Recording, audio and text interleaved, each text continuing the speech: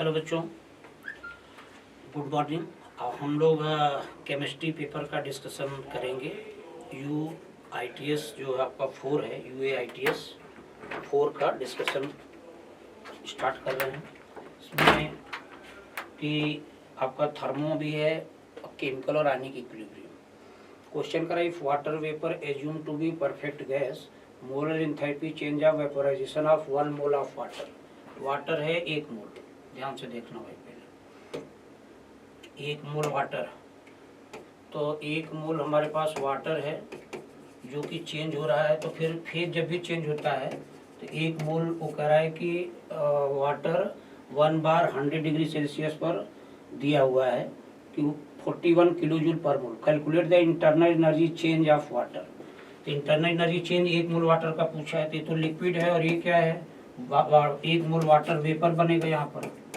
तो वेपर 1 मोल है, तो इसका रिएक्शन का डेल्टा एनजी यदि निकालें तो इधर 1 मोल गैस है, इधर 1 भी नहीं, लिक्विड है।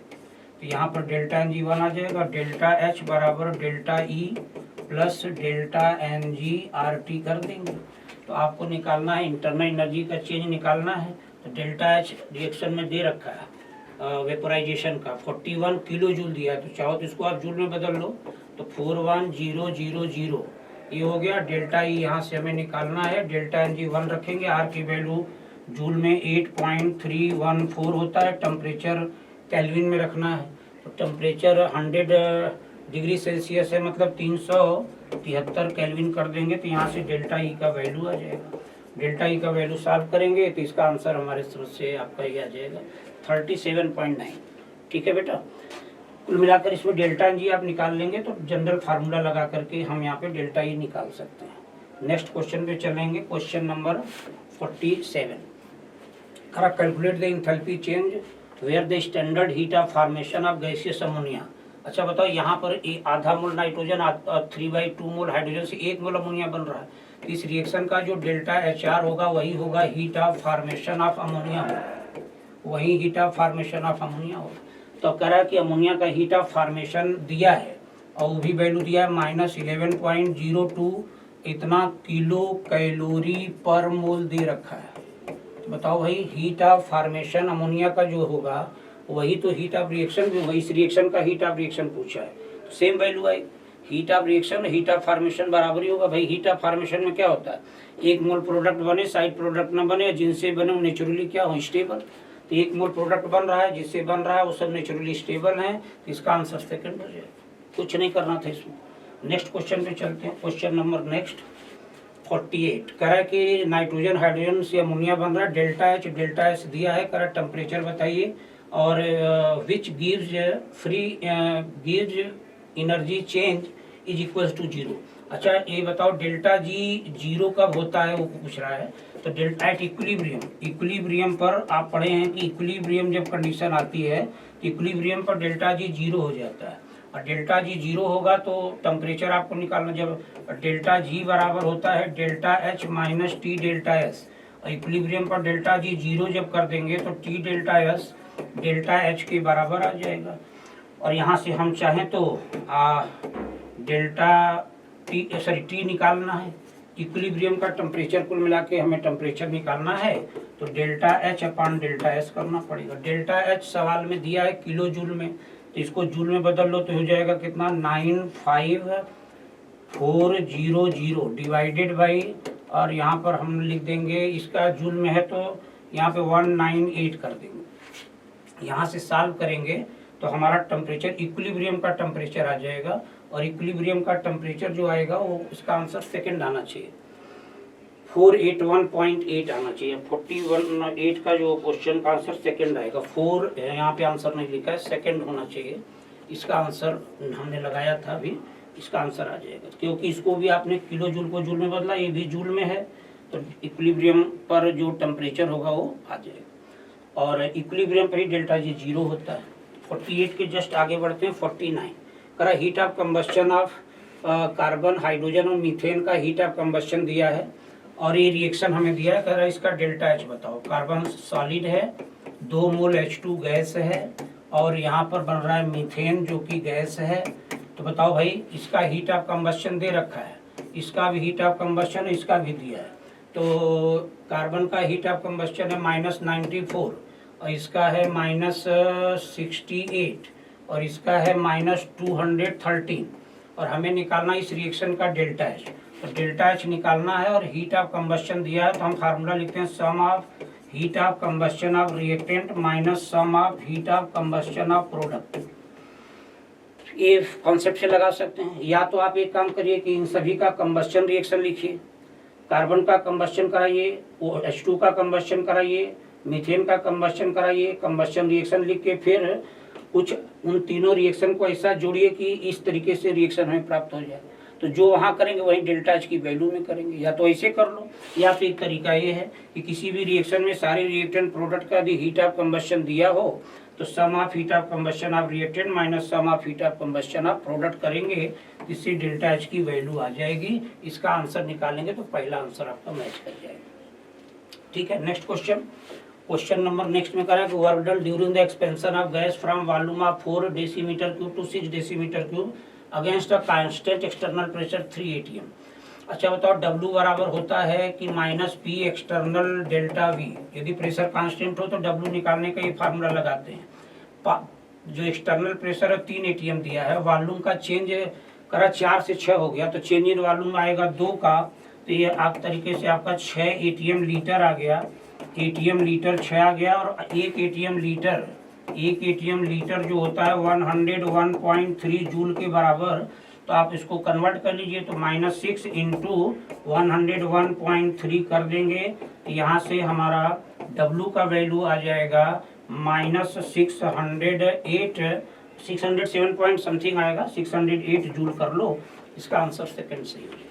ठीक है, वर्क डन निकालने का कॉन्सेप्ट तो पता ही होगा आपको, लगा लेंगे। 50 के बाद नेक्स्ट क्वेश्चन है 51। करा enthalpy of formation of ammonia ये दिया है, अमोनिया का इंथैल्पी ऑफ फॉर्मेशन दिया है। करा delta H for the reaction, इस रिएक्शन का डेल्टा एच बताना है।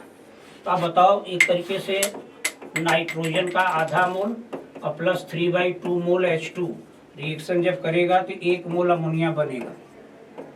और यहाँ पर हीट ऑफ रिएक्शन कह लो या करना heat of formation of ammonia, ammonia का हीट ऑफ फॉर्मेशन की वैल्यू दिया है -46 किलो जूल पर मोल। हमें ये रिएक्शन चाहिए, तो आप क्या करें, पहले इसमें 2 से मल्टीप्लाई करें फिर रिवर्स कर दीजिए। तो 2 से मल्टीप्लाई करेंगे तो यहाँ भी 2 से मल्टीप्लाई होगा। देखो 2 से यहाँ मल्टीप्लाई यदि कर रहे हैं आप तो 2 से यहाँ भी मल्टीप्लाई करना पड़ेगा और रिएक्शन को रिवर्स करना है। तो रिएक्शन का जो ए रिएक्शन हमें दिया है कि 2NH3 gives N2 plus 3H2, ए रिएक्शन का डेल्टा एच जो आएगा वो इसका जस्ट डबल आ जाएगा, और डबल में कितना आ जाएगा 92 होगा। इसका डबल करेंगे और रिवर्स करेंगे तो डेल्टा एच का साइन भी प्लस में आ जाएगा, तो प्लस 92 1 किलो जूल आंसर आना चाहिए। तो इसका 51 का आंसर सेकंड होगा, सेकंड आंसर सही है। नेक्स्ट क्वेश्चन पे चलें, क्वेश्चन नंबर 52। करा enthalpy of vaporisation of certain liquid at boiling point 35 degree पर कह रहा है कि एक हीट ऑफ वेपोराइजेशन लिक्विड का दिया है, अब बॉइलिंग पॉइंट भी दे रखा है, केल्विन डिग्री सी में दिया, केल्विन में बदलना पड़ेगा। और कह रहा है कि the value of change of entropy, आपने पढ़ा होगा कि एंट्रोपी चेंज ऑफ ट्रांसफॉर्मेशन बराबर होता है delta H transformation upon temperature of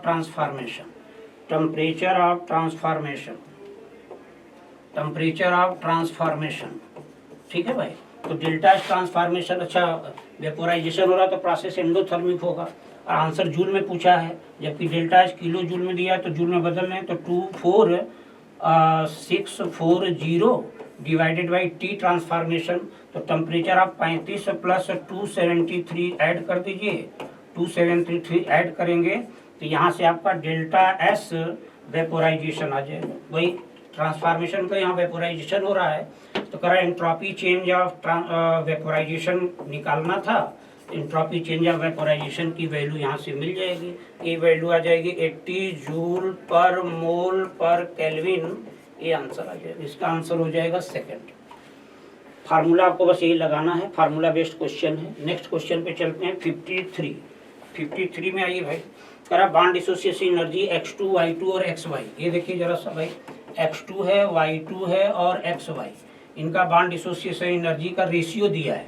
तो मैंने मान लिया कि X2 का बॉन्ड डिसोसिएशन एनर्जी मान लो X है, ए मान लो चाहे X मान लो। तो यहाँ पे इसका बॉन्ड डिसोसिएशन एनर्जी X होगा, तो इसका होगा 0.5X होगा और इसका होगा X होगा।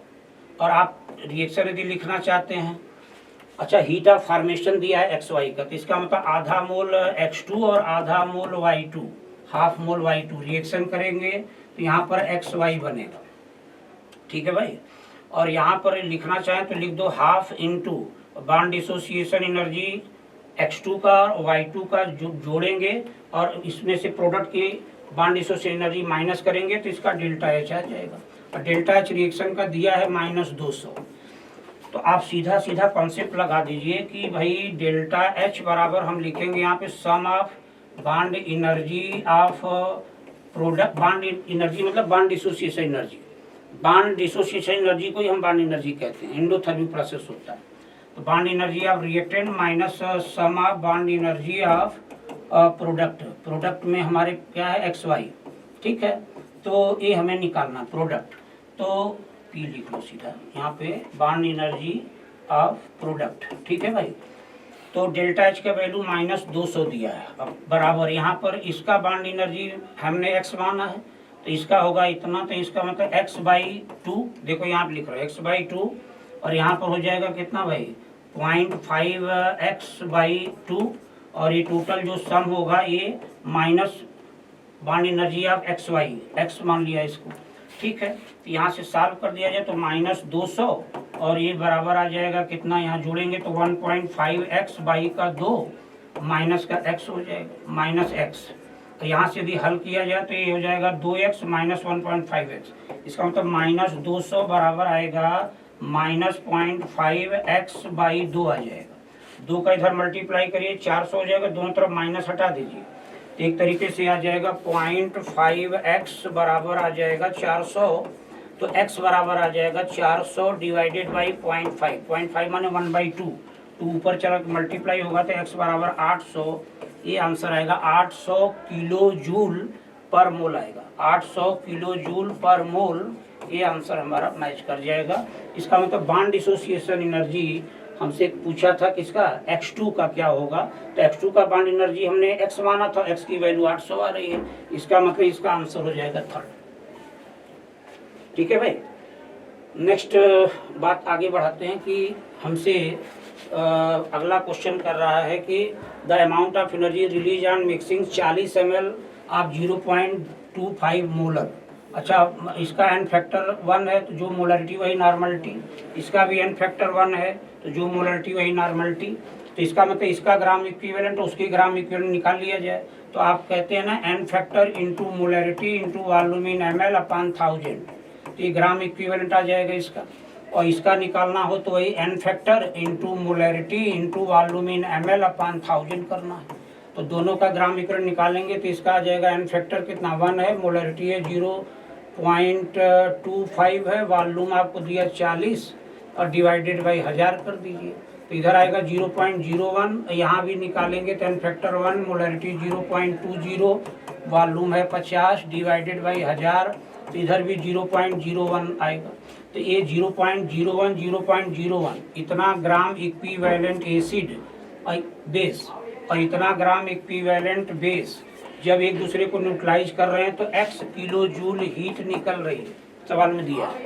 तो बताओ 0.01 ग्राम इक्विवेलेंट जब एसिड बेस न्यूट्रलाइज कर रहे हैं तो x किलो जूल हीट निकल रही है। तो आप निकाल लो कि 1 gram equivalent base 1 gram equivalent acid जब न्यूट्रलाइज करेंगे तो हीट निकलेगी x/0.01 किलो जूल। इसको सॉल्व करा जाए तो इसमें आ जाएगा 100x किलो जूल, इतनी हीट निकलेगी। तो निकलेगी मतलब प्रोसेस कैसा होगा, एक्सोथर्मिक। तो इसका मतलब इसका आंसर आएगा -100x kilo joule, -100x kilo joule, ये पहला वाला आंसर। नेक्स्ट क्वेश्चन पे चलते हैं भाई। क्वेश्चन नंबर नेक्स्ट में करा कि the value of 55, the value of delta H for cooling 2 mole of ideal monoatomic gas है। यहाँ कूलिंग हो रहा है माने प्रोसेस एक्सो होगा, हीट निकलेगी। तो डेल्टा एच बराबर आप पढ़ते हैं ना NCP delta T, constant pressure पे बात कर रहा है। तो इसका मतलब हो गया कि और मोनोएटॉमिक का सीपी पता होगा, तो 2 मोल रखिए, सीपी का वैल्यू तो दिया ही है, नहीं दिया होता तो भी मोनोएटॉमिक का सीपी आपको मालूम होना चाहिए आर, और आर की वैल्यू यहाँ रख दो भाई, या आर की फॉर्म में आंसर दिया है। तो टेम्परेचर का डिफरेंस निकाल लीजिए, 100 का डिफरेंस हो जाएगा, फाइनल माइनस इनिशियल करें तो -100 आएगा ना ये। एक तरीके से यहाँ पे जब ये कैंसिल हो जाएगा करेंगे तो -500 आर आ जाएगा, तो -500 आर जो आएगा यही डेल्टा एच की वैल्यू आ गई, तो इसका आंसर हो जाएगा सेकंड। कुछ करना ही नहीं था, डायरेक्ट कांस्टेंट प्रेशर पर इंथैल्पी चेंज निकालना है, माने कुल मिला के क्यूपी निकालना है, हीट एट कांस्टेंट प्रेशर। तो P55 का सेकंड। नेक्स्ट क्वेश्चन है 56, करा 1 मोल gas is heated at constant volume. अच्छा कांस्टेंट वॉल्यूम है भाई, वॉल्यूम कांस्टेंट है तो चेंज इन वॉल्यूम 0 होगा, मतलब W बराबर -P external into delta V करेंगे, डेल्टा V 0 हो गया तो यहाँ W 0 हो जाएगा। तो कांस्टेंट वॉल्यूम में करा कि वर्क डन 0, तो वर्क डन यहाँ पे 500 दे रहा है, यहाँ 500 दिया है, यहाँ पर -500, यहाँ 0 है, तो एक आंसर डायरेक्ट आप मैच करना चाहें तो वहीं से हो जाएगा। और उसके बाद एक चीज़ और है, उसमें कह रहा है कि सिस्टम को 500 जूल हीट दिया गया, तो जितना हीट हम देंगे उसकी उतनी इंटरनल एनर्जी बढ़ जाएगी। अरे भाई डेल्टा E बराबर यही तो पढ़ते हैं Q प्लस W, तो W हो जाएगा 0, तो डेल्टा E बराबर हो जाएगा Q के, या माइनस डेल्टा E बराबर हो जाएगा -Q के। तो जितना हीट देंगे उतनी इंटरनल एनर्जी बढ़ेगी, या जितना हीट निकालेंगे उतनी इंटरनल एनर्जी घटेगी। तो एक तरीके से इसका आंसर सेकंड हो जाएगा। नेक्स्ट क्वेश्चन पे चलिए, क्वेश्चन नंबर 57 में आइए जरा देखिए भाई, हम लोग एक केपी जब निकालते हैं तो केपी के लिए लिखते हैं कि mole of product upon mole of reactant into total pressure at equilibrium upon total mole at equilibrium, total mole at equilibrium ये बनाएंगे, और यहाँ से हमारा केपी आएगा। अब रिएक्शन कह रहा है कि कौन से रिएक्शन के लिए केपी का एक्सप्रेशन सही है, तो आइए हम चेक कर लेते हैं। इस रिएक्शन के लिए हम बात करें पहले वाले, कहते हैं N2O4 ये कन्वर्ट होके बना रहा है 2NO2 बना रहा है। इसका मान लो हमने कहा कि मान लो इसका अमाउंट हमने 1 लिया, ये कुछ भी नहीं था, इस 1 में से अल्फा निकलेगा तो यहाँ पे 2 अल्फा बनेगा। तो अब हम इसका केपी का एक्सप्रेशन लिखेंगे तो क्या लिखेंगे कि NO2 का मोल का स्क्वायर करेंगे तो ये होगा 2 अल्फा का स्क्वायर अपान रिएक्टेंट का 1 minus alpha into total pressure at equilibrium P है, और टोटल मोल निकालना है तो इसका मोल जोड़िए तो 1 माइनस अल्फा प्लस 2 अल्फा जोड़ेंगे तो 1 प्लस अल्फा आ जाएगा, टोटल मोल एट इक्विलिब्रियम। तो 1 माइनस अल्फा कर देंगे यहाँ पर, और यहाँ पे हो जाएगा 4 अल्फा स्क्वायर इंटू P। इसका मतलब Kp का वैल्यू आ जाएगा Kp बराबर 4 अल्फा स्क्वायर इंटू P अपान एक ब्रैकेट में 1 माइनस अल्फा और एक में 1 प्लस अल्फा आएगा ना, यहाँ पे 1 plus alpha, total mole at equilibrium, तो ये हो जाएगा 1 माइनस अल्फा स्क्वायर हो जाएगा। तो Kp का जो एक्सप्रेशन ये वाला है ये किस रिएक्शन के लिए सही है, तो हमारा पहले रिएक्शन के लिए सही हो जा रहा है, बाकी आप सब में चेक करना चाहे तो कर लेना, देख लेना, ये हो जाएगा। नेक्स्ट क्वेश्चन पे चलते हैं, क्वेश्चन नंबर 58, करा Kp is how many time equal to Kc for a given reaction. अच्छा बताइए रिएक्शन का पहले डेल्टा Ng निकालिए, तो डेल्टा Ng हो जाएगा 2 माइनस का 4, मतलब -2 आ रहा है, और डेल्टा पूछा है कि Kp Kc। अच्छा चलो भाई, तो Kp बराबर क्या होता है, Kp बराबर Kc RT के पावर डेल्टा Ng करते हैं। तो बताओ भाई Kp बराबर हो जाएगा Kc और RT के पावर क्या लिखेंगे भाई, -2 कर दें, इसका मतलब Kp बराबर हो जाएगा Kc इंटू 1 अपान R स्क्वायर और T स्क्वायर, ये कर देना। इसका मतलब Kp बराबर हो जाएगा Kc इंटू 1 अपान R स्क्वायर T स्क्वायर। इसका मतलब Kc का इतना गुना जब कर देंगे तो Kp के बराबर होगा, आंसर पहला सही। नेक्स्ट क्वेश्चन आइए 58 के बाद 59 नंबर क्वेश्चन में चलते हैं। 59 क्वेश्चन कर रहा है कि हमारे पास एक गैस है XY2 और ये टूट के बना रहा है XY और Y। इसका कह रहा है कि प्रेशर इनिशियली 600 दिया था, ये कुछ भी नहीं था, इसमें से ए टी बराबर 0 पर है, इक्विलिब्रियम आया होगा तो 600 में से मान लो पी प्रेशर निकला तो इसका पी और पी बना, तो टोटल प्रेशर इक्विलिब्रियम पर क्या होगा, तो इन सभी पार्शियल प्रेशर को जोड़ेंगे तो टोटल प्रेशर आएगा 600 माइनस पी प्लस पी और ये बराबर हो जाएगा करा इक्विलिब्रियम पर टोटल प्रेशर 800 दिया है, एक तो कैंसिल हो जाएगा, पी बराबर यहाँ पे 200 आएगा, तो पी मतलब 200 आ गया, तो एक तरीके से यहाँ 200 यहाँ 200 यहाँ 200 रखेंगे तो 600 माइनस 200 400 आएगा, और केपी निकालना है तो partial pressure of X Y into partial pressure of Y upon partial pressure of X Y two, तो यहाँ पर 200 इंटू 200 डिवाइडेड बाई यहाँ पर कितना लिखेंगे 400, ठीक है। तो काट दीजिए, यहाँ पर सीधे कट के 2 आ जाएगा, यहाँ सॉल्व करेंगे 100, ये आ जाएगा आपका 100 इसका केपी का वैल्यू आ जाएगा, तो आंसर इसका सेकंड होगा 59 का सेकंड। नेक्स्ट क्वेश्चन पे चलते हैं, 59 के बाद 60 नंबर क्वेश्चन में करा भाई equilibrium constant of the reaction are given at 25 degree Celsius, और ये रिएक्शन में कुछ करना नहीं है, देखिए K1 दिया है, इसका रिएक्शन का K2 दिया है, इसका K3 दिया है, ये रिएक्शन हमें निकालना पड़ेगा, तो कुल मिला के इन तीनों रिएक्शन के हेल्प से हमें ये रिएक्शन निकालना है।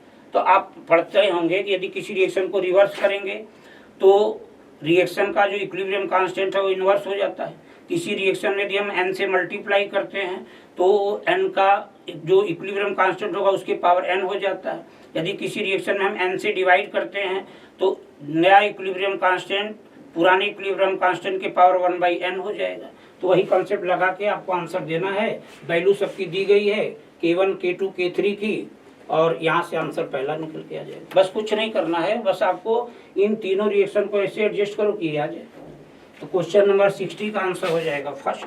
नेक्स्ट क्वेश्चन पे चलो करा, buffer solution can be prepared from a mixture of, कौन से मिक्सचर से बफर सॉल्यूशन बनेगा। बफर सॉल्यूशन बनता कब है, तो आप पढ़ते हैं कि वीक एसिड हो और plus salt of its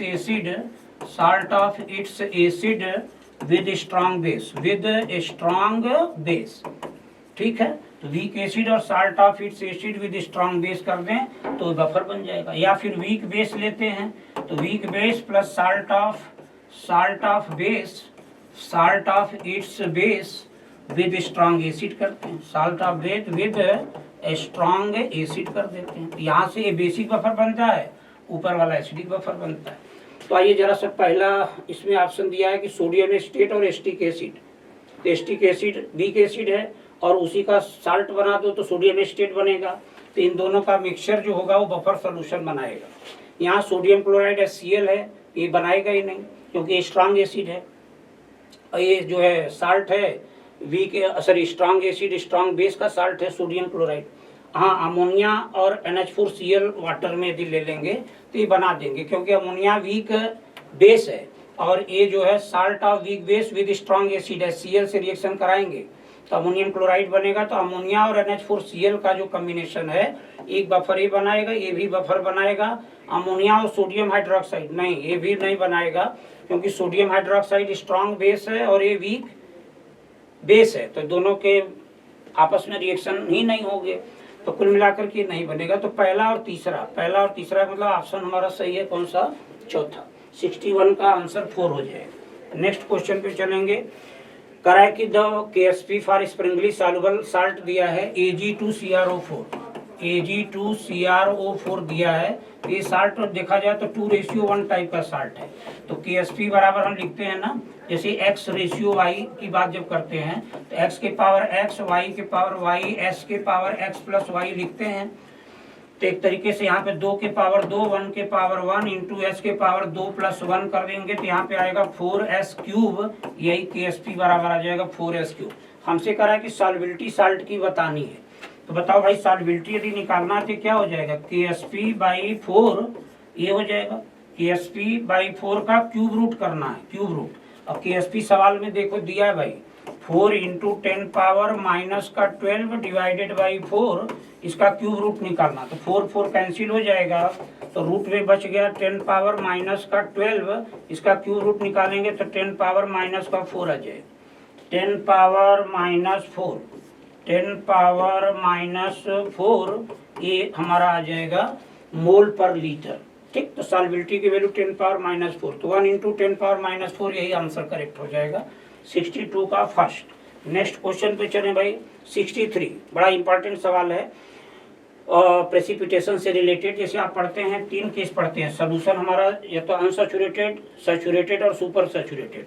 unsaturated का पोजीशन क्या पढ़ते हैं भाई, अनसैचुरेटेड सोल्यूशन तब होता है जब KSP ज़्यादा हो और IP कम हो, सोल्यूशन अनसैचुरेटेड। सैचुरेटेड में क्या होता है, सैचुरेटेड कंडीशन में आप पढ़ते हैं कि KSP और IP बराबर हो, KSP और IP यदि बराबर हैं सोल्यूशन सैचुरेटेड होगा।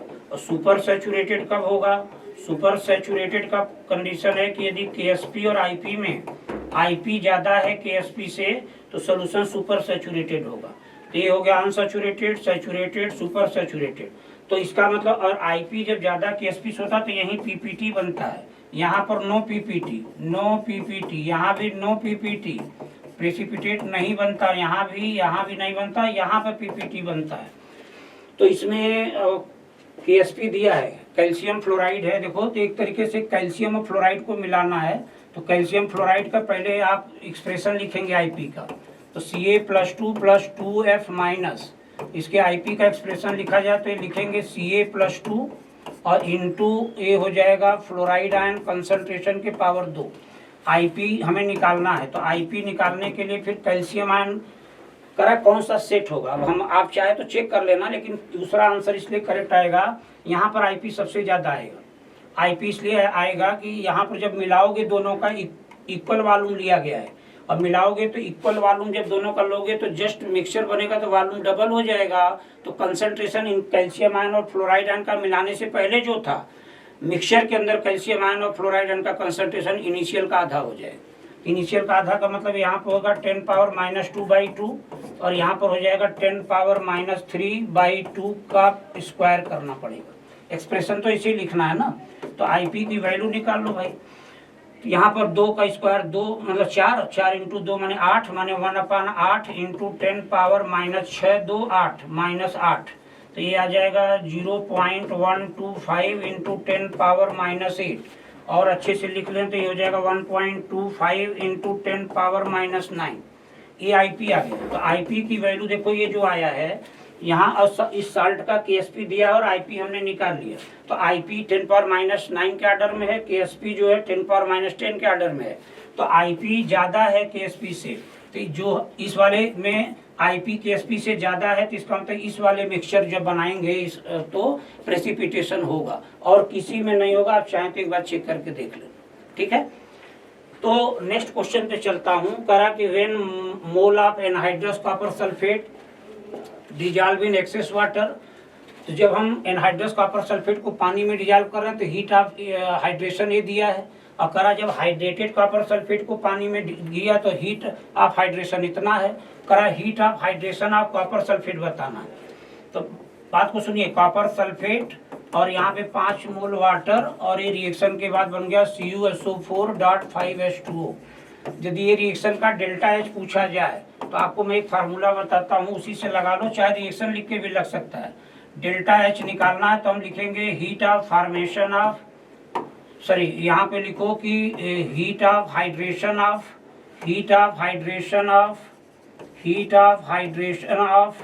एनहाइड्रस साल्ट और minus heat of hydration of hydrated salt,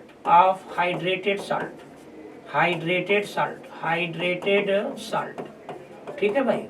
तो heat of hydration anhydrous salt का वो दिया है माइनस का 6.4 माइनस, और इसका हीट ऑफ हाइड्रेशन दिया है प्लस 11.7 दिया है। तो ये निकाल लेंगे, तो यहाँ पे माइनस और माइनस, अब जरा देखेंगे तो माइनस 66.4 है और ये हो गया माइनस का 11.7, और दोनों जुड़ जाएंगे तो आएगा माइनस 78.1 किलो जूल, ये आंसर आ जाएगा।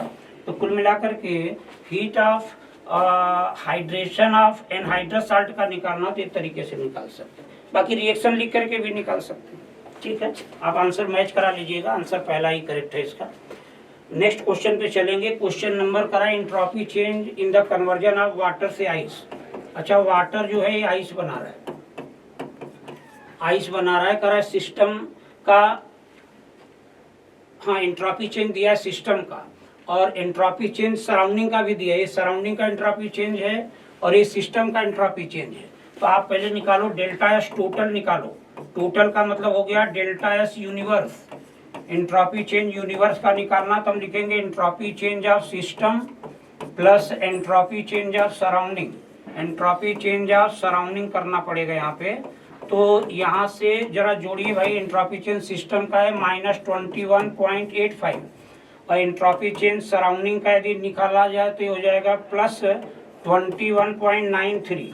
तो यहाँ से सॉल्व कर देंगे तो ये वैल्यू हमारी आ जाएगी प्लस में, आ जाएगी प्लस, और यहाँ से हटा दो तो 5 में से 3 निकाल दिया भाई तो ये बच गया 2, और सॉरी गलत लिख दिया, ये इसमें से ए प्लस है माइनस है तो ये ज़्यादा है तो साइन प्लस का लगेगा, माने 3 में से इधर 13 कर लो, 13 में से 5 गया 8 हो जाएगा, और यहाँ पे 0.08 के लगभग ये आंसर आएगा। मतलब कुल मिला के डेल्टा एस टोटल पॉजिटिव है, और डेल्टा एस टोटल यदि पॉजिटिव आ रहा है, एक तरीके से कंफर्म हो गया कि डेल्टा एस टोटल यदि पॉजिटिव है तो स्पॉन्टेनियस प्रोसेस होगी। कैसी? स्पॉन्टेनियस। डेल्टा एस 0.08 जूल पर मोल पर केल्विन हो जाएगा, तो इसका मतलब स्पॉन्टेनियस प्रोसेस होगा, और डेल्टा एस टोटल प्रोसेस का ज्यादा होना चाहिए पॉजिटिव में, तो पहला आंसर करेक्ट हो जाएगा। ताकि हर जगह देखो डेल्टा लेस देन जीरो, यहीं पे ग्रेटर देन जीरो है, यहाँ पर ग्रेटर देन जीरो है तो नॉन स्पॉन्टेनियस करा, जबकि डेल्टा एस टोटल यदि पॉजिटिव है तो प्रोसेस हमेशा क्या होगी? स्पॉन्टेनियस होगी। नेक्स्ट क्वेश्चन करा कि एट टेम्परेचर कंपाउंड AB2 डिसो, ये तो बहुत इंपॉर्टेंट सवाल कह सकते हैं, 2008 में IPMT में पूछा गया क्वेश्चन है। ये क्वेश्चन करा है कि 2 मोल AB2 है और ये रिएक्शन के बाद बना रहा है 2 मोल AB बना रहा है, और प्लस का B2 बना रहा है। AB गैस है, AB क्या है? गैस, और ये आपका गैस है। अच्छा, इसका शुरू में 1 मोल माना तो इनका कुछ भी नहीं था, 1 में से अल्फा निकला तो इसका अल्फा बना, क्योंकि 2 से 2 बन रहा है तो अल्फा निकलेगा तो अल्फा बनेगा इसका, और इसका बनेगा अल्फा/2 बनेगा।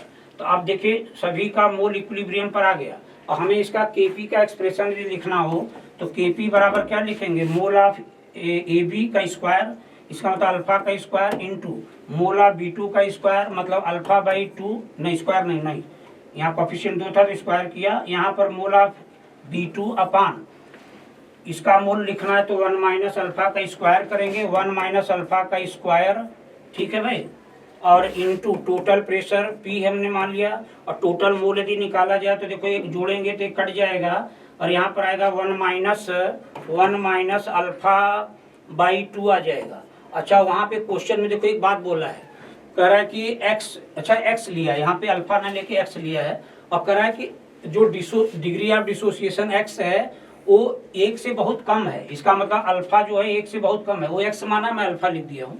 तो 1 का स्क्वायर, ये यदि निगलेक्ट करोगे आप इसको तो 1 रहेगा, 1 का स्क्वायर 1, यहाँ भी इसको निगलेक्ट करोगे तो क्या हो जाएगा?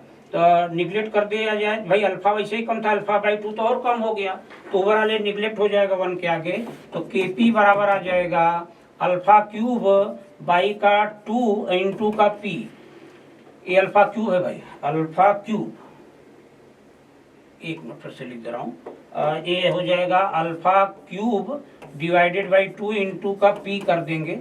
तो हमसे कह रहा है कौन सा एक्सप्रेशन करेक्ट है, तो अल्फा के टर्म में यदि हम बात करें तो यहाँ पर पूछा क्या है, हाँ expression of Kp in term of x और टोटल प्रेशर, x माने वही डिग्री ऑफ डिसोसिएशन हमने अल्फा का, वो x कह रहा है, तो अल्फा/3 इंटू P/2, अल्फा/3 इंटू P/2 लिख दो, या x के टर्म में वो पूछ रहा है, तो यहाँ पर हो जाएगा x³ इंटू P/2, x³ कर दें, x वो माना है ना, तो x कर दो यहाँ पर, x³ into P/2, x³ into P/2 पहला आंसर हमारा मैच करेगा। 66 का फर्स्ट। क्वेश्चन नंबर 67, इसमें तो कुछ है ही नहीं भाई, कह रहा है कि रिएक्शन है, इसका Kc दिया है और रिएक्शन स्टार्ट जब हुआ तो उसमें इतना मोल N2, इतना मोल H2 और इतना मोल अमोनिया एक वेसल में है जिसका वॉल्यूम दिया है और टेम्परेचर भी दिया है। रिएक्शन किधर प्रोसीड होगी ये बताना है। तो आप सीधे देख लो, यहाँ पर Q निकालो। Q मतलब रिएक्शन कोशिएंट। तो रिएक्शन कोशिएंट होगा concentration of ammonia at any time और उसका स्क्वायर करेंगे। अपन लिखेंगे concentration of N2 at any time और इनटू होगा concentration of H2 at any time और इसका पावर 3 करना पड़ेगा। तो इन सभी का पहले दिया क्या है, मोल। तो वॉल्यूम से डिवाइड कर दो, कंटेनर के वॉल्यूम से कंसंट्रेशन आ जाएगा। सभी का कंसंट्रेशन यहाँ रख के Q निकालेंगे तो Q का वैल्यू निकल के हमारे समझ से 0.92 के लगभग या थोड़ा सा कमी आएगी। हमने निकाला था, अभी सॉल्व किया था, आप निकाल के देखना। तो Q का वैल्यू यहाँ लगभग 0.62 के लगभग आ जाएगी और जबकि Kc का वैल्यू ज़्यादा है, 1.2 है। ठीक है, तो Q यहाँ पर कम है, Kc ज़्यादा है और Q हमेशा चाहता हो Kc के बराबर हो जाए। तो Q जब कम है, Kc ज़्यादा है, तो Q अपने को बढ़ाने का प्रयास करेगा। Q तब बढ़ेगा जब प्रोडक्ट बढ़ेगा, प्रोडक्ट तब बढ़ेगा जब रिएक्शन फॉरवर्ड शिफ्ट होगा। इसका मतलब रिएक्शन हमारी फॉरवर्ड डायरेक्शन में शिफ्ट होगी। तो इसका आंसर 67 का 1 होगा। एक बार Q चेक कर लेना। Q का वैल्यू लगभग, एक मिनट, हम जहाँ तक रहेगा कि Q का वैल्यू जो आएगा वो लगभग निकल कर जो आया है, मैंने भी लगाया था क्वेश्चन को, तो ये वैल्यू आई थी 0.61, वही 6261 वही समझ लो, 0.61 के लगभग ये निकल के आया।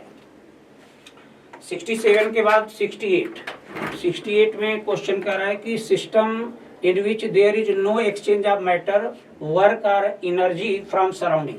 सिस्टम से जो है सराउंडिंग में मैटर, वर्क और एनर्जी का ट्रांसफर कहाँ नहीं होता भाई? आइसोलेटेड सिस्टम है तो नहीं होगा। आइसोलेटेड सिस्टम में क्या होता है, हीट का भी ट्रांसफर नहीं होता है, न तो मैटर का ट्रांसफर होता है। मतलब अमाउंट जो सब्सटेंस का सिस्टम का है वो सिस्टम से सराउंडिंग या सराउंडिंग से सिस्टम में नहीं जाता। तो 68 का आंसर थर्ड हो जाएगा। 69 का एक सिलेंडर है जिसका वॉल्यूम 5 लीटर है। देखिए उसका कहना है कि एक सिलेंडर है और उस सिलेंडर का वॉल्यूम दे रखा है 5 लीटर। 5 लीटर का ये वॉल्यूम का सिलेंडर है। इसके अंदर 10 मोल गैस है, 10 मोल O2 गैस इसके अंदर भरा हुआ है। अच्छा कह रहा है कि सडनली इसमें लीकेज हो गया। तो लीकेज जब हो गया तो यहाँ से गैस निकल गई और थोड़ी देर बाद पूरा सिलेंडर एम्प्टी हो गया, खाली हो गया और बाहर का जो प्रेशर है वो 1 atm है, 1 atm है। तो करा कैलकुलेट वर्क डन। तो बताओ भाई W यदि निकालना है तो आप क्या लिखेंगे, -P external into delta V करेंगे, इंटू डेल्टा V। तो W यदि निकालना है आपको यहाँ से तो W बराबर हो जाएगा -P external delta V minus P external 1 है, डेल्टा V निकालना है। अच्छा पहले इसका इनिशियल वॉल्यूम मान लो ये दिया था 5 लीटर, तो इसका आप PV बराबर nRT का कॉन्सेप्ट लगाइए और यहाँ से V निकालिए V2 माने फाइनल वॉल्यूम, ये होगा nRT बाई P और N माने मोल ऑफ गैस, 10 मोल है। R की वैल्यू यहाँ जूल में आंसर है तो जूल में रखिए 8.314 और यहाँ पे टेम्परेचर केल्विन में रखना है भाई। तो टेम्परेचर दिया कितना है 27, मतलब 300 यहाँ पे हो जाएगा और डिवाइडेड बाई प्रेशर 10, इसका दिया था कितना प्रेशर क्वेश्चन में हमें दिया है, कह रहा है कि 5। अच्छा वॉल्यूम निकालना है ना, प्रेशर तो हम 1 ही लेंगे 1 और यहाँ से सॉल्व करेंगे तो V2 आएगा और V2 यहाँ से निकालेंगे और V1 जो पहले 5 लीटर दिया है तो V2 माइनस V1 करेंगे तो यहाँ पे चेंज इन वॉल्यूम आएगा, डेल्टा V आएगा और डेल्टा V का यहाँ पे वैल्यू रख देंगे, यहाँ से W का वैल्यू आ जाएगा और इस साथ डेल्टा V2 यहाँ पे निकालेंगे तो ये जो है लगभग इसका आंसर देखा जाए तो सेकंड होगा। आंसर सेकंड दिया है तो सेकंड होगा, लेकिन कैसे होगा वो पहले आपको यहाँ से V2 निकालना पड़ेगा। तो V2 माइनस V1 करेंगे तब जा करके वर्क डन यहाँ से आएगा। मतलब फार्मूला यही लगना है। कुल मिलाकर इनिशियल वॉल्यूम 5 लीटर था, जब एक्सपेंड करे भाई, जब यहाँ से लीक करेगा तो गैस फैलेगी पूरा, तो उसका पूरे गैस जब लीक हो गई तो उसका वॉल्यूम आपको ओवरऑल निकालना पड़ेगा। तो PV बराबर nRT से V2 निकाल लीजिए, V2 माइनस V1 से चेंज इन वॉल्यूम का चेंज यदि आ गया तो W निकल जाएगा। इसका आंसर सेकंड सही है, बिल्कुल करेक्ट है, आप मैच करा लेना इसको। क्वेश्चन नंबर 70 आइए भाई, कह रहा है कि N2 है और N2 का रिएक्शन करा रहा है O2 से और रिएक्शन के बाद बन रहा है यहाँ पर 2NO बन रहा है। अच्छा, इसमें कह रहा है कि मान लो शुरू में कुछ नहीं दिया तो 1-1 मोल मान लो, ये कुछ भी नहीं था, t बराबर 0 पर, और इक्विलिब्रियम जाए तो 1 में से x निकला, 1 में से x निकला तो इसका 2x बन गया, ठीक है। और Kc 2 दिया है, तो यहाँ पर हम पहले Kc का एक्सप्रेशन लिखेंगे। तो यहाँ पे लिखेंगे कंसंट्रेशन ऑफ NO का square divided by concentration of N2 into concentration of O2।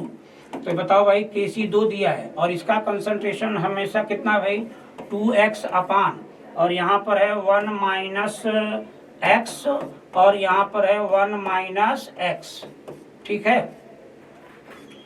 और इसका स्क्वायर करना है, स्क्वायर करेंगे 2x का तो ये 4x स्क्वायर हो जाएगा। यहाँ पर 2x रखना है और उसका स्क्वायर भी, सॉरी यहाँ पर करोगे ना तो 2x का स्क्वायर करना है, और यहाँ पर लिखना है 1 माइनस एक्स और यहाँ पर भी 1 माइनस एक्स। अब दोनों तरफ का स्क्वायर यदि कर दिया जाए तो यहाँ पे आएगा √2 बराबर, यहाँ पे निकालो तो हो जाएगा 2x इंटू 2x, तो माने 2x बाहर आ जाएगा और एक 1 माइनस एक्स आ जाएगा। तो यहाँ से क्या करना है, हमें निकालना क्या है, डिग्री ऑफ डिसोसिएशन, x की वैल्यू निकालना है। बस यहाँ से सॉल्व कर लो, x की वैल्यू निकल जाएगी। यहाँ से सॉल्व करने का मतलब है यदि मल्टीप्लाई करें इधर तो ये हो जाएगा, एक मिनट फिर से चेक कर लेते हैं, √2x के पावर 2 हो जाएगा, 2x के पावर 2, 1 माइनस एक्स इधर 2, तो √2 बराबर इतना आ गया। अब हम एक काम यहाँ पे करेंगे कि 2x जो होगा वो बराबर होगा √2 माइनस का √2x, ठीक।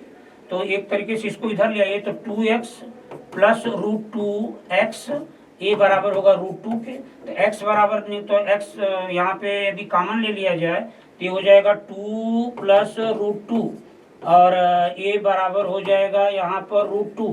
तो x बराबर हमारा जो आ जाएगा ये आएगा √2 अपान 2 प्लस √2। यहाँ तक आप पहुंच गए। अब सीधे एक काम करिए, ऊपर नीचे √2 से क्या करिए, मल्टीप्लाई कर दीजिए, बस यहाँ से x की वैल्यू मिल जाएगी। √2 का मल्टीप्लाई कर दो ऊपर भी नीचे भी, तो यहाँ पर मल्टीप्लाई करेंगे तो 2 हो जाएगा और यहाँ पे हो जाएगा 2√2 हो जाएगा और यहाँ पर हो जाएगा प्लस 2 हो जाएगा। 2 कॉमन ले लो यहाँ से, तो 2 कॉमन लेंगे तो क्या हो जाएगा, 2x बराबर 2 ऊपर है, यहाँ 2 कॉमन लेंगे तो 2 अपान यहाँ पे आएगा 2 √2 प्लस 1 आ जाएगा और 2 और 2 कट जाएगा यहाँ से। एक तरीके से x बराबर आ जाएगा 1 अपान √2 प्लस 1, मतलब 1√2। तो ये आंसर देखिए मैच कर रहा है हमारा, 1 अपान √2 प्लस 1 या 1 प्लस √2 कर दो, आंसर तो मैच कर ही जाएगा। 70 का आंसर जो हो जाएगा वो सेकंड। क्वेश्चन नंबर 71 करा फॉलोइंग 3 गैसियस इक्विलिब्रियम रिएक्शन दिया है, इसमें 27 डिग्री पर करा Kp Kc का रेशियो का आर्डर लिखना है। अच्छा बताओ, इस रिएक्शन का डेल्टा Ng 2 माइनस 3 करेंगे तो डेल्टा Ng यहाँ पर आएगा -1, यहाँ पर 2 माइनस 1 करेंगे डेल्टा Ng आएगा 1, यहाँ पर डेल्टा Ng आएगा 0। अच्छा, Kp Kc का फार्मूला पढ़ते हैं तो Kp बराबर पहले में लगाएं, Kp बराबर Kc RT के पावर -1 करेंगे। एक तरीके से यहाँ पे आएगा Kp अपान Kc, तो Kp अपान Kc ए बराबर आ जाएगा RT के पावर -1, मतलब 1 अपान RT लिख सकते हैं, 1 अपान RT। और इस वाले में आएगा भाई Kp Kc, इस पहले वाले में है, पहले वाले में, दूसरे वाले में निकाल रहा हूँ Kp Kc ए बराबर RT के होगा, और तीसरे वाले में डेल्टा Ng 0 हो जाएगा। तो डेल्टा Ng 0 का मतलब किसी पावर में 0 का मतलब हो जाएगा कि 1 हो जाएगा। तो यहाँ पर Kp और Kc का रेशियो 1 आ जाएगा। तो सबसे ज्यादा कौन, ये तीसरा है, तीसरा तो पहले का है 1/RT, दूसरा का है RT, तीसरे का है 1। इसका मतलब सबसे ज्यादा होगा C का, फिर B का और फिर A का, C, B और A। Kp बराबर Kc RT, नहीं सॉरी एक मिनट, यहाँ पर तीसरे में डेल्टा Ng 0 है ना, तो हाँ, तो Kp बराबर Kc RT के पावर हम 0 करेंगे, किसी पावर 0 का मतलब 1 हो जाएगा, मतलब Kp अपान Kc यहाँ 1 आएगा। ठीक है, सही आ रहा है। तो इसका सही आंसर क्या हो जाएगा भाई, सबसे जो है बड़ी वैल्यू हो जाएगी सी मतलब ये थर्ड में आएगी यहाँ पर, और उसके बाद फिर उसके बाद बी ए होगा और ये सबसे छोटा ये होगा। इसका मतलब सी बी ए। ठीक, तो 71 का आंसर पहला, 71 का आंसर आप देख लेंगे, 71 का पहला आया, क्योंकि सबसे बड़ा जो होगा रेशियो में तो बी का होगा, फिर सी का, फिर ए का। नहीं गलत बोल दिया, बी सी ए पहला होगा भाई, दूसरा नहीं। सॉरी, एक मिनट, ए बड़ा होगा ना, गलत बोल गए। ए आर टी बड़ा होगा, सबसे बड़ा ए होगा, फिर ए बीच में होगा, फिर ए होगा। इसका मतलब पहले बी, फिर सी, और फिर सबसे छोटा होगा ए, बी सी ए होगा, बी सी ए। यस, पहला नॉट सेकेंड। ठीक है, 71 का आ जाएगा आंसर भाई। आर टी सबसे बड़ा होगा ना, ये बड़ा होगा, उसके बाद ये होगा, ये छोटा होगा क्योंकि 1/RT है। अच्छा, क्वेश्चन नंबर 72 करा। अब equilibrium will proceed in forward direction when, बताओ इसको फॉरवर्ड डायरेक्शन में ले जाना है तो क्या करेंगे।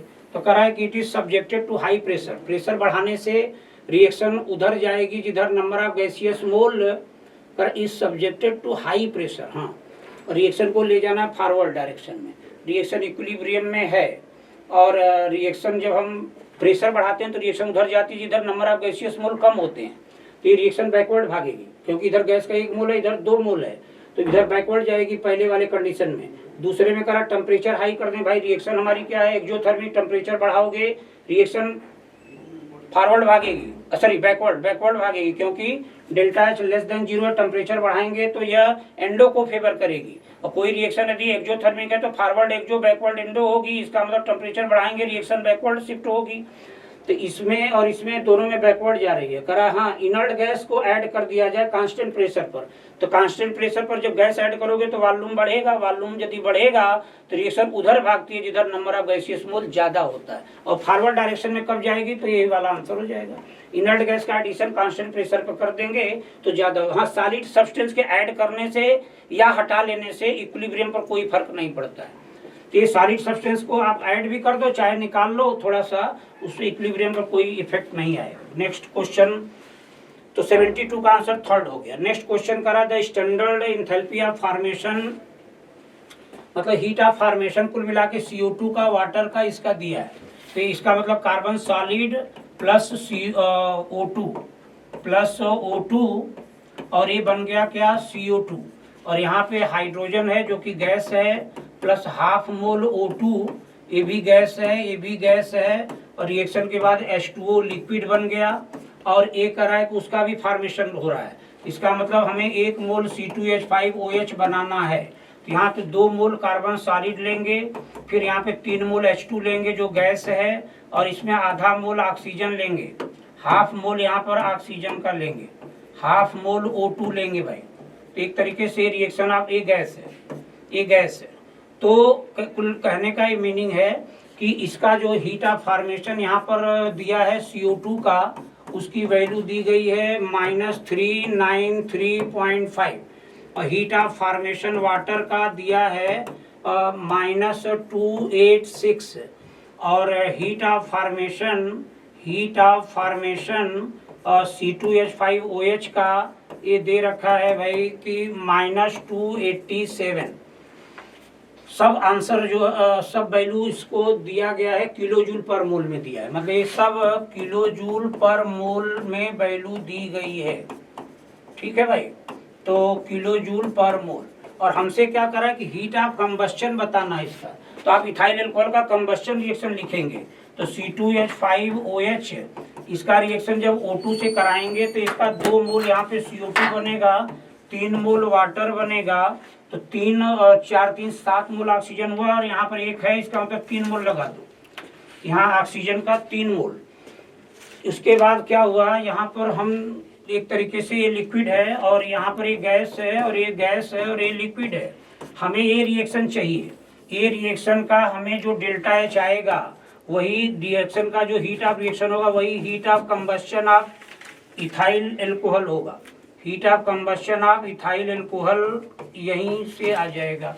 तो ये रिएक्शन प्राप्त करने के लिए आप 3 रिएक्शन जो लिखे हैं, तो 2 मोल CO2 राइट में चाहिए, तो पहले वाले रिएक्शन में 2 से क्या करो मल्टीप्लाई, इस वाले में 2 से मल्टीप्लाई, वाटर 3 मोल इधर चाहिए तो यहाँ भी 3 से मल्टीप्लाई, तो 2 से मल्टीप्लाई पूरे में करना तो डेल्टा H की वैल्यू में भी करना, यहाँ 3 का मल्टीप्लाई पूरे में करना तो डेल्टा H की वैल्यू में भी करना, और इस रिएक्शन को रिवर्स करना है। इसका मतलब हम क्या कर रहे हैं, ध्यान से देखो, ये 3 इक्वेशन जो मेरे पास हैं, इसमें पहले में 2 से मल्टीप्लाई, दूसरे में 3 से मल्टीप्लाई, तीसरे को रिवर्स करना है, और इसके बाद तीनों को जब जोड़ेंगे तो यही आ जाएगा। अच्छा, जब इसको रिवर्स करोगे तो इसका डेल्टा H के वैल्यू पॉजिटिव में हो जाएगा, तो यहाँ 2 से मल्टीप्लाई, इसमें 3 से, इसको रिवर्स कर देना तो ये प्लस में आ जाएगा, फिर तीनों को जोड़ देना, तो जो डेल्टा H आएगा वही heat of combustion of ethyl alcohol हो जाएगा।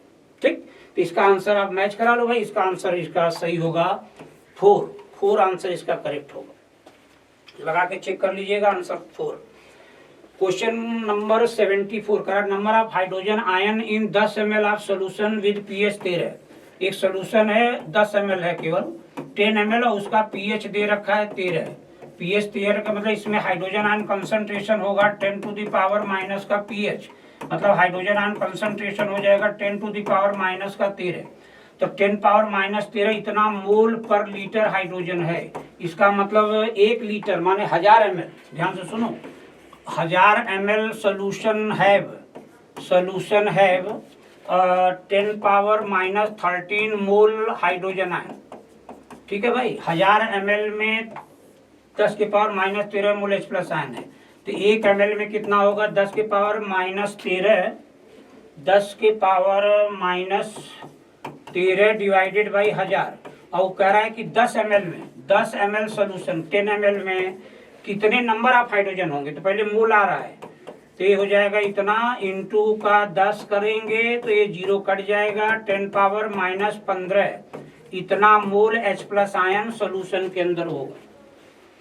और ऊपर नंबर ऑफ आयन बताइए क्या होगा, तो जो 10 power minus 15 mole into n not कर देना, n नॉट का मतलब 6.022 10 पावर 23 से मल्टीप्लाई कर दो, इसका आंसर सेकंड आपका मैच कर जाएगा। ठीक है, तो क्वेश्चन नंबर 74 का सेकंड आंसर। 75 भी लग जाएगा। 76 विच वन, 76 हाँ sorry, which one of the following equation does not correctly represent the first law of thermodynamics for the given process involving an ideal gas।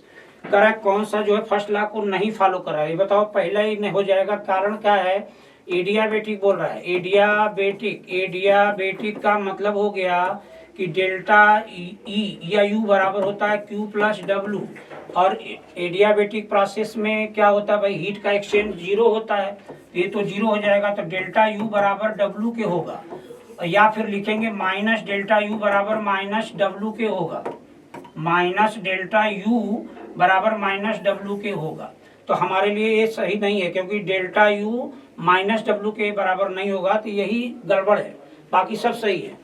Isochoric में क्या होगा, volume constant, तो delta V 0, तो इसका मतलब work done 0, तो यहाँ पे इस केस में आप यदि बात करते हैं तो डेल्टा U जो हो जाएगा वो बराबर क्या हो जाएगा भाई, डेल्टा U बराबर Q प्लस W होगा, और जब वॉल्यूम कांस्टेंट है तो वर्क डन आइसोकोरिक में 0 होता है, तो इसका मतलब डेल्टा U Q के बराबर थे, तो सही है। अच्छा, साइक्लिक में भी क्या होता है, इनिशियल फाइनल सेम होता है, तो डेल्टा E 0 हो जाएगा, तो डेल्टा E 0 करेंगे तो Q बराबर माइनस W हो जाएगा। और आइसोथर्मल में भी डेल्टा E 0 हो जाएगा, क्योंकि आइसोथर्मल कंडीशन में टेम्परेचर कांस्टेंट रहेगा तो इंटरनल एनर्जी भी कांस्टेंट रहेगी, तो इंटरनल एनर्जी का चेंज 0 हो जाएगा, इसका मतलब यहाँ भी Q बराबर माइनस W। तो ये भी करेक्ट है, ये भी करेक्ट, ये भी करेक्ट, यही इनकरेक्ट, ये मैच नहीं कर रहा है। ये मैच तब करता है कि इधर भी माइनस लगा देते तो मैच हो जाता, या फिर दोनों तरफ प्लस होता तो मैच हो जाता। इसका मतलब 76 का आंसर फर्स्ट। नेक्स्ट क्वेश्चन पे चलेंगे 77। अच्छा, करा which of the following solution will have pH closer to 1। अच्छा देखो, यहाँ पर तो कम्प्लीटली देखा जाए तो एसिड और बेस कम्प्लीटली न्यूट्रलाइज हो रहे हैं। यहाँ पर देखो तो बेस का मिली इक्विवेलेंट ज्यादा होगा, एसिड का कम होगा, यदि सबका n फैक्टर 1 है तो जो मोलरिटी वही नॉर्मलिटी। यहाँ मिली इक्विवेलेंट ज्यादा बेस का है, एसिड का कम है, तो मिक्सचर जब बनाएंगे तो बेसिक होगा।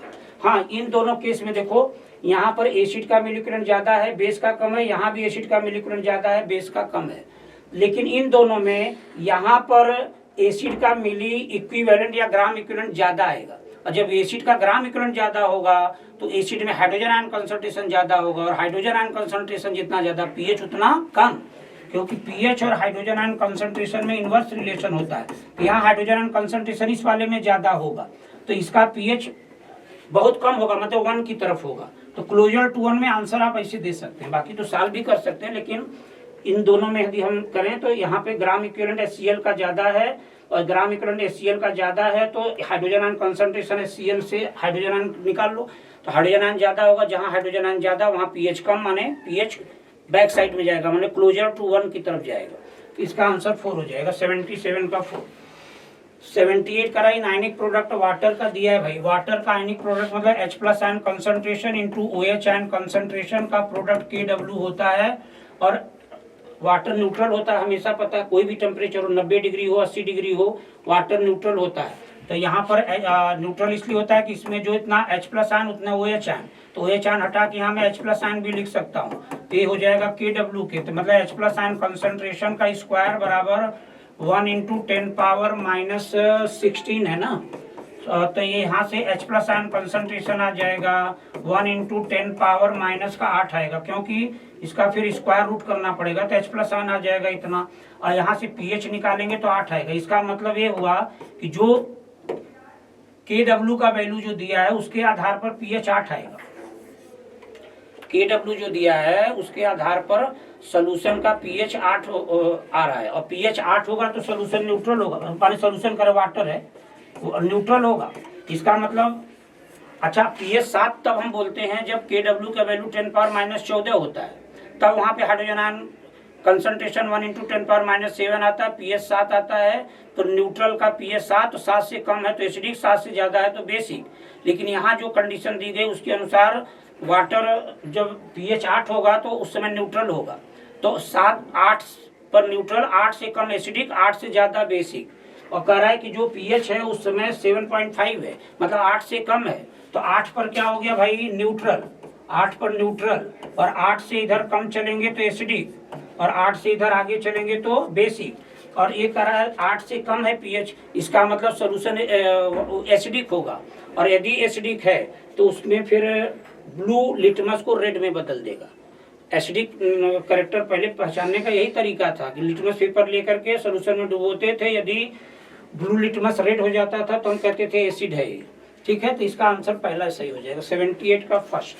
नेक्स्ट क्वेश्चन 79 कह रहा है कि इक्वल वॉल्यूम ऑफ पीएच। अच्छा सुनो भाई, कह रहा है 2 सोल्यूशन है, एक एसिडिक सोल्यूशन है क्योंकि इसका पीएच कह रहा है कि 4 है, और ये दूसरा सोल्यूशन है इसका पीएच दिया है, इसका पीएच 6 दिया है, और कह रहा है दोनों का इक्वल वॉल्यूम मिलाया गया। मान लो इसका वॉल्यूम 100 ml है, इसका भी वॉल्यूम 100 ml लिया गया, 100 ml दोनों का वॉल्यूम मिला दिया गया। तो एक तरीके से pH 4 है, तो इसका मतलब इसमें POH कितना होगा, तो POH यहाँ पर जो होगा वो 10 होगा। pH POH का सम 14 होता है ना, तो pH 10 हो, POH 10 होगा। या छोड़ो इसे हटाओ, आपको pH 4 दिया तो इसमें एसिड है तो हाइड्रोजन आयन कंसंट्रेशन जो होगा 10⁻⁻4 होगा, और यहाँ पर pH 6 है तो हाइड्रोजन आयन कंसंट्रेशन 10⁻⁻6 होगा। बताओ हाइड्रोजन आयन 10⁻⁻4, हाइड्रोजन आयन 10⁻⁻6। तो आपको करना क्या है कि जितना हाइड्रोजन आयन वही नॉर्मलिटी होगी, यहाँ जितना हाइड्रोजन आयन वही नॉर्मलिटी होगी। एक तरीके से N1 है, वॉल्यूम V1 है, N2 है, V2 है। आपको कॉन्सेप्ट लगाना होगा N1V1 plus N2V2। Acid acid मिलाओगे मिक्सचर भी एसिडिक होगा। N1V1 प्लस N2V2 बराबर हो जाएगा NrVr। तो N1V1 माने चलो यहाँ लिख दे 10⁻⁻4 × 100, और यहाँ पर हो जाएगा 10⁻⁻6 × 100, और ये बराबर होगा Nr। और Vr कितना होगा 200, यहाँ से Nr आएगा, Nr जितना आएगा उस सोल्यूशन में उतने हाइड्रोजन आयन कंसंट्रेशन होगा, और हाइड्रोजन आयन आ जाएगा तो pH निकालने के लिए माइनस का लॉग हाइड्रोजन आयन कंसंट्रेशन करेंगे, आ जाएगा। तो फाइनली हमें मिक्सचर का Nr, मिक्सचर की नॉर्मलिटी निकालेंगे, जितनी नॉर्मलिटी उतने हाइड्रोजन आयन कंसंट्रेशन होगा, और हाइड्रोजन आयन आ जाएगा तो pH भी आ जाएगा। वैसे भी हम बड़ा शॉर्ट ट्रिक बताते हैं कि यदि pH में डिफरेंस 1 से ज्यादा है तो उसमें 0.3 जोड़ देते हैं। जो pH लोअर pH में 0.3 जोड़ देते हैं। तो 6 और 4 में इसका pH लोअर है, इसमें 0.3 जोड़ देते हैं। तो मिक्सचर का पीएच वैसे आ जाएगा 4.3। आंसर तो मैं ऐसे ही बता दिया आपको, लेकिन आप लगा के भी चेक करेंगे तो इस मेथड से पीएच की वैल्यू 4.3 ही आएगी। उसके बाद कहा विच of the following solution AgCl has minimum solubility. अच्छा AgCl है तो AgCl के बारे में भी बात करें तो टूटेगा तो बनाएगा Ag प्लस और Cl माइनस। 1:1 टाइप का साल्ट है। यहाँ पे सॉल्युबिलिटी बराबर होता है KSP बाई का C क्या है? कंसंट्रेशन ऑफ कॉमन आयन, एक कंसंट्रेशन कॉमन आयन। अच्छा कंसंट्रेशन कॉमन आयन का जितना ज्यादा होगा सॉल्युबिलिटी उतनी कम होगी। और करा मिनिमम सॉल्युबिलिटी कहाँ होगी? तो देखो इस वाले केस में मिनिमम होगी। कारण क्या है कि यहाँ पर मोलरिटी AgNO3 का दिया है 0.05 मोलर, तो ये टूटेगा तो ये बनाएगा 0.05 मोलर AgCl बनेगा और 0.05 मोलर नाइट्रेट बनेगा। तो यहाँ पर कॉमन आयन सिल्वर आयन होगा जिसका मोलरिटी यहाँ ज्यादा है, जबकि यहाँ पे तोड़ोगे तो यहाँ पर क्लोराइड आयन कॉमन आयन होगा। यहाँ पे सिल्वर आयन कॉमन आयन है, यहाँ क्लोराइड आयन कॉमन आयन है, यहाँ क्लोराइड आयन कॉमन आयन है, यहाँ कोई कॉमन आयन नहीं है। तो ये जब इसमें मिलाओगे इसको AgCl को इसमें तो कॉम्प्लेक्स कंपाउंड बना लेता है। तो इसलिए सबसे ज्यादा सॉल्युबिलिटी यहाँ पर होगी, सबसे कम सॉल्युबिलिटी वहाँ होगी जहाँ पे कॉमन आयन का कंसंट्रेशन ज्यादा होगा। तो कॉमन आयन यहाँ पे सिल्वर आयन है जिसका कंसंट्रेशन 0.05 मोलर है। तो कंसंट्रेशन जहाँ ज्यादा वहाँ पे सॉल्युबिलिटी कम। तो आंसर फर्स्ट। बहुत लगाने की जरूरत नहीं है, बस ये है कि आपको बेसिक चीज पता है तो आराम से लगा सकते हैं, नहीं पता है तो फिर उसके लिए फिर तो दिक्कत है, फिर टाइम इतना लग जाएगा, एक ही क्वेश्चन में आप ज्यादा समय दे देंगे तो फिर पेपर कर पाना मुश्किल होगा। खैर इस बार का पेपर लेंदी थोड़ा इसलिए लग रहा होगा क्योंकि भाई इसमें सारा न्यूमेरिकल प्रॉब्लम ही ज्यादातर है। तो करा कि एक रिवर्सिबल रिएक्शन है जिसका इक्विलिब्रियम कांस्टेंट 200 है। करा डेल्टा G0 बताओ। एक रिएक्शन आप पढ़े होंगे रिलेशन, हम थर्मो में भी बताते हैं और केमिकल इक्विलिब्रियम में भी बताते हैं। डेल्टा G0 बराबर -2.303 RT log Kc, RT log Kc। तो डेल्टा G0 बराबर -2.303 RT log Kc निकालना है भाई हमें। तो Kc का वैल्यू निकालना नहीं, इक्विलिब्रियम कांस्टेंट दिया है 200 दिया है, तो यहाँ पे 200 वैल्यू सीधा रख दीजिए। करे कि इक्विलिब्रियम कांस्टेंट K इज 200, यहाँ 200 रख के सॉल्व करिए। और टेम्परेचर कितना रखेंगे भाई? इस 298 का मतलब टेम्परेचर यहाँ 290, R की वैल्यू किलो कैलोरी में रख दो, कैलोरी में 2 होती है, किलो कैलोरी में रखना है। तो ये हो जाएगा माइनस 2.303 इंटू 2 इंटू 10⁻³ इंटू 298 और लाख 200 सॉल्व कर लेना। यहाँ पे लाख 200 का मतलब लाख 2 और इंटू 100, तो लाख 2 प्लस लाख 100 करके निकाल लो चाहो तो लाख 200 यहाँ से सॉल्व कर लेना। यहाँ पे डेल्टा G0 की वैल्यू आएगी -3.158 किलो कैलोरी। देखो मैं आपको सॉल्व करना नहीं सिखा रहा हूँ, कोई हम आपको गुणा भाग मल्टीप्लाई डिवाइड ये नहीं बता रहे हैं, हम आपको कॉन्सेप्ट पर ले चल के बात कर रहे हैं। तो ये मल्टीप्लाई डिवाइड सॉल्व करना ये सब तो आपका काम है, उसको आप स्पीडली करें, प्रैक्टिस करें जितना हो सकता है। नेक्स्ट क्वेश्चन, इसका आंसर थर्ड सही है 81 का। 82 में आइए, which of the following is not Lewis acid. Lewis acid होता है जो इलेक्ट्रॉन पेयर एक्सेप्टर होता है, मतलब ऐसा स्पीशीज जिसमें जो इलेक्ट्रॉन डेफिशिएंट होते हैं। इलेक्ट्रॉन डेफिशिएंट है लुईस एसिड होगा, ये इलेक्ट्रॉन डेफिशिएंट है लुईस एसिड होगा, ये भी इलेक्ट्रॉन डेफिशिएंट है लुईस एसिड होगा। ये नहीं होगा क्योंकि pH3 में इस पर लोन पेयर है, तो ये लोन पेयर डोनर हो सकता है, एक्सेप्टर नहीं होगा। इसका मतलब लुईस के अनुसार ये एसिड नहीं है। Which of the following is not Lewis acid, तो ये लुईस एसिड नहीं है, बाकी सब है। ये भी लुईस एसिड है, ये भी है, ये भी है, ये नहीं है। इसका मतलब कौन नहीं है पूछ रहा है, तो आंसर चौथा हो जाएगा 82 का 4।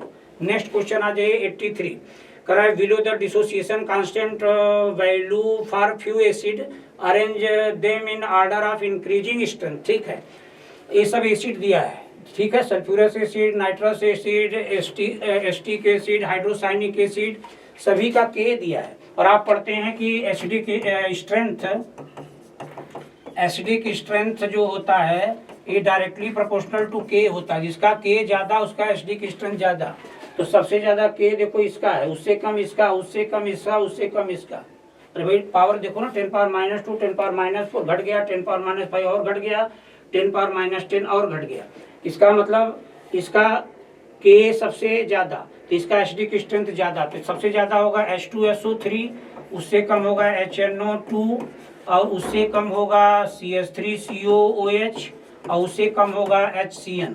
तो ये ऑर्डर हो जाएगा एसिडिक स्ट्रेंथ का, जिसमें आंसर हमें लग रहा है पहला आपका करेक्ट आया होगा 83।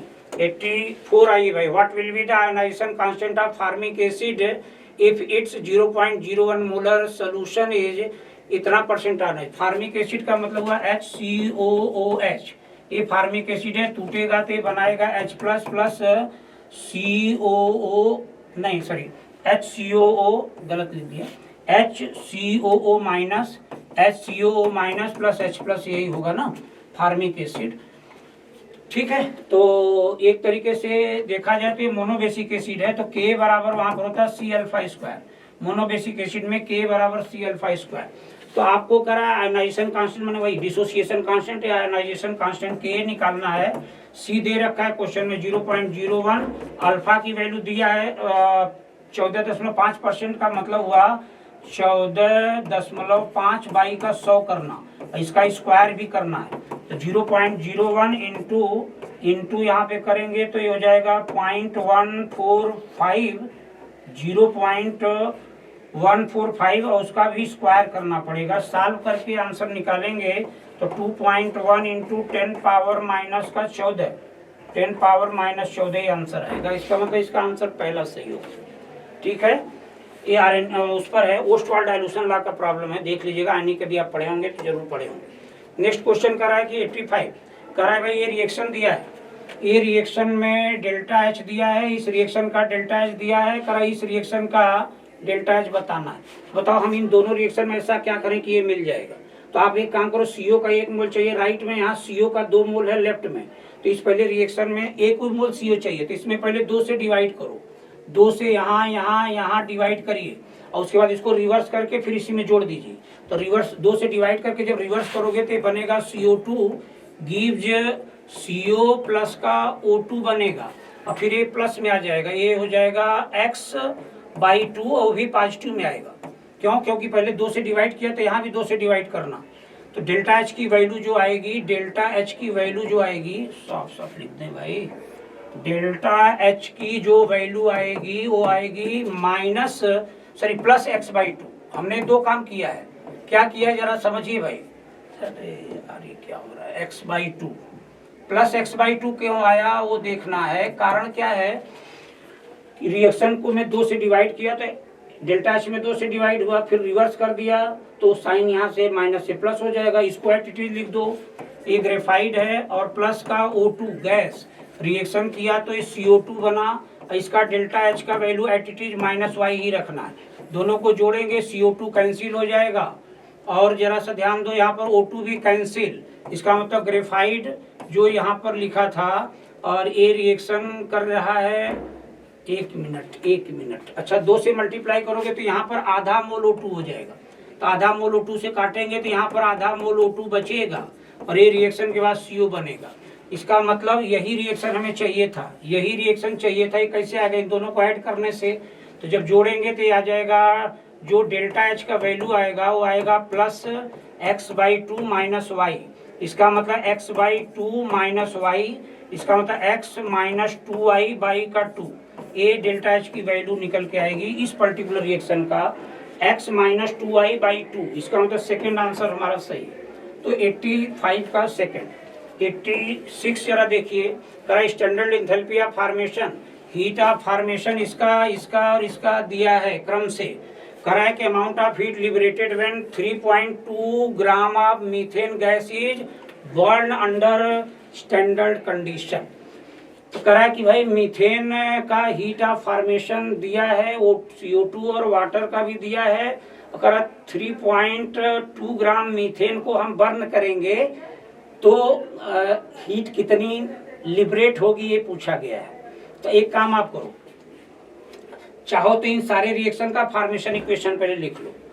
फॉर्मेशन इक्वेशन जैसे मीथेन का लिखना है तो कार्बन सॉलिड है, यहाँ पर 2 मोल H2 और यहाँ से बनेगा CO2, और यहाँ पर कार्बन प्लस O2 बनेगा, सॉरी मीथेन यहाँ बनेगा ना, यहाँ पे मीथेन बन जाएगा, मीथेन हो गया, और यहाँ पे बनेगा CO2, और यहाँ पर बनेगा भाई H2 प्लस हाफ O2।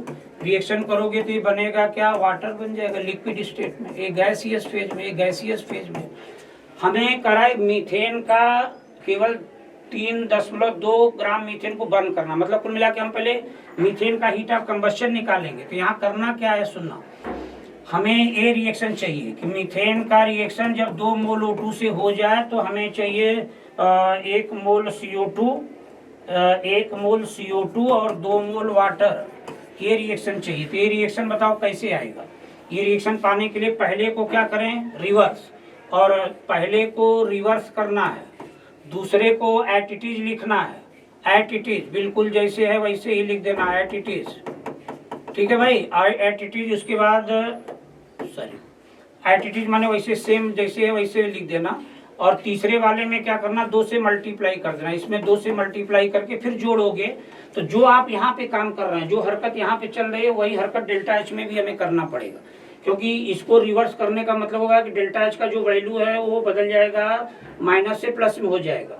और इसमें हमने एटीटीज रखा तो डेल्टा एच एटीटीज रहेगा, और इसमें हमने 2 से मल्टीप्लाई किया तो इसमें 2 से मल्टीप्लाई करना, तीनों को जोड़ देना, इस रिएक्शन का डेल्टा एच आ जाएगा। तो डेल्टा एच का वैल्यू जो आएगा 68 सवाल का डेल्टा लगभग -890 आएगा, -890 किलो जूल आएगा डेल्टा एच का वैल्यू। तो यहाँ पर आप ये देख पा रहे होंगे कि 1 मोल मीथेन का जब कंबस्शन हुआ तो 890 किलो जूल हीट निकल रही है, मतलब 16 ग्राम मीथेन के कंबस्शन से इतनी हीट निकल रही है। तो 1 ग्राम मीथेन के कंबस्शन से कितनी हीट निकलेगी, तो -890 डिवाइडेड बाई 16, और वो कह रहा है कि 3.2 ग्राम मीथेन को बर्न किया जाए तो हीट कितनी निकलेगी। तो यहाँ पर आपको निकालना पड़ेगा भाई कि इतना बाई का 16, इसका मतलब -890 डिवाइडेड बाई 16 इंटू 3.2, इसको सॉल्व करना पड़ेगा, तब जाके हमारा आंसर आएगा 178, ये आंसर मिलेगा। और माइनस नहीं लगाया है तो इसका मतलब वो पहले ही करा लिबरेट होगी, तो ये इतना आंसर आएगा, वो भी निगेटिव में आएगा, ठीक है। तो 86 का आंसर चौथा सही हो जाएगा। नेक्स्ट क्वेश्चन पे चलेंगे। 87 का एक रिएक्शन दिया है, इसमें डेल्टा जी ग्रेटर देन 0 कब होगा। तो आप पढ़ते हैं ना भाई, डेल्टा जी नॉट बराबर होता है -2.303 RT log KC होता है। KC 1 करोगे तो डेल्टा जी नॉट, देखो हम यही लिख दे रहे हैं, KC यदि 1 होगा तो delta G not less than 0 होगा। KC यदि ग्रेटर देन 1 होगा तो डेल्टा जी नॉट, यहाँ 1 से ज्यादा 10 रख दो तो वैल्यू निगेटिव में आएगी।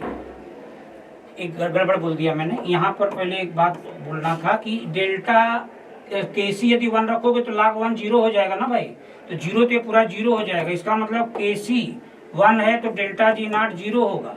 KC ग्रेटर देन 1 है तो डेल्टा जी नॉट क्या होगा, माइनस में होगा, मतलब ग्रेटर लेस देन 0 होगा। और यदि KC का वैल्यू लेस देन 1 है तो डेल्टा जी नॉट का वैल्यू ग्रेटर देन 0 होगा। कारण है कि यहाँ 1 से कम रखोगे तो यहाँ ओवरऑल माइनस में वैल्यू आएगी, माइनस माइनस प्लस हो जाएगा। क्वेश्चन में दिया delta G not greater than 0 कब होगा, जब KC लेस देन 1 होगा, माने KC लेस देन 1, ये लिखा है। 87 के जस्ट बाद 88 में आइए करा, which of the following will produce a buffer solution when mixed in equal volume. अच्छा, बराबर वॉल्यूम मिलाया जाए तो कहाँ पे बफर सोल्यूशन बनेगा, थर्ड में बनेगा, बाकी कहीं नहीं बनेगा। आप देख लो कारण क्या है, थर्ड में क्यों बनेगा, क्योंकि अमोनियम हाइड्रोक्साइड वीक बेस है, स्ट्रॉन्ग एसिड है। अच्छा देखो, इसका मोल है 0.5, तो इसके 0.5 मोल को ही केवल न्यूट्रलाइज करेगा, बाकी इसका बचेगा 0.5। और उसके बाद साल्ट बनेगा कितना, NH4Cl भी 0.5 बनेगा। तो जो साल्ट बनेगा NH4Cl ये साल्ट हो गया, और जो वीक एसिड ये बचेगा क्योंकि इसका मोल कम है ना, तो लिमिटिंग हमारा ये है और ये एक्सेस में है, तो ये बचेगा NH4OH, और वीक एसिड हो गया, वीक बेस है, और ये साल्ट और weak base with strong acid, तो यही बनेगा, बाकी और कहीं चांसेस नहीं। आप चाहो तो एक बार चेक करके देख लेना, नहीं होगा। 88 का आंसर थर्ड। 89 करा pH of buffer solution is not affected by, करा ऑन डाइल्यूशन रेशियो ऑफ कंसंट, नहीं एसर्शन में करा pH of buffer solution not affected by dilution. हाँ, डाइल्यूशन करने से बफर सॉल्यूशन का पीएच नहीं चेंज होता है। एक बात और लिखा है कि डाइल्यूशन करने से ratio of concentration of salt and acid unchange रहता है। बिल्कुल सही बात लिखा है कि आप चाहे डाइल्यूशन करने से साल्ट और एसिड का जो कंसंट्रेशन का रेशियो होगा वो अनचेंज रहता है। इसका मतलब एसर्शन भी करेक्ट है, रीजन भी करेक्ट है, और reason is the correct explanation of assertion. तो आंसर पहला करेक्ट हो जाएगा 89। और लास्ट क्वेश्चन आप देखेंगे, in reversible chemical reaction at equilibrium if the concentration of any one of the reactant is double then the equilibrium constant। आप किसी भी रिएक्शन में, याद होगा शायद आपको कि कोई भी रिएक्शन का जो इक्विलिब्रियम कांस्टेंट है वो टेम्परेचर बदलने से बदलता है, रिएक्शन का मोड बदल देने से बदलता है। रिएक्शन को रिवर्स कर दीजिए, इक्विलिब्रियम कांस्टेंट बदल जाएगा, या फिर कोफिशिएंट बदलने से बदलता है। और किसी भी रिएक्शन का इक्विलिब्रियम कांस्टेंट रिएक्टेंट या प्रोडक्ट के कंसंट्रेशन बदलने से चेंज नहीं होता है। तो क्वेश्चन में तो सीधा सीधा करा है कि एक रिएक्टेंट का कंसंट्रेशन डबल कर दिया जाए किसी एक का, तो इक्विलिब्रियम कांस्टेंट क्या होगा, कहना कांस्टेंट रहेगा। इक्विलिब्रियम कांस्टेंट रिएक्टेंट या प्रोडक्ट के कंसंट्रेशन पर डिपेंड नहीं करता है, टेम्परेचर पर डिपेंड करेगा, मोड पर डिपेंड करेगा, और कोफिशिएंट बदल देने से चेंज हो जाता है। तो और एडिशन ऑफ कैटलिस्ट डाल देने से इक्विलिब्रियम और इक्विलिब्रियम कांस्टेंट दोनों चेंज होते हैं। ये बात आपने पढ़ा होगा, तो इसमें रिमेन द सेम हो जाएगा। तो 90 का आंसर थर्ड। तो सारे क्वेश्चन का करेक्ट आंसर आपको दिया गया है, एक बार आप मैच करा लीजिएगा। वैसे हमें उम्मीद है कि सारे क्वेश्चन का आंसर हम लोगों ने अपनी तरफ से सही दिया है। बाकी आप चाहें तो एक बार चेक कर लें, यदि कोई दिक्कत आती है तो फिर हम डिस्कशन वैसे कर दिए हैं सारे क्वेश्चन का, कोई आंसर गड़बड़ नहीं है। ओके भाई, थैंक यू।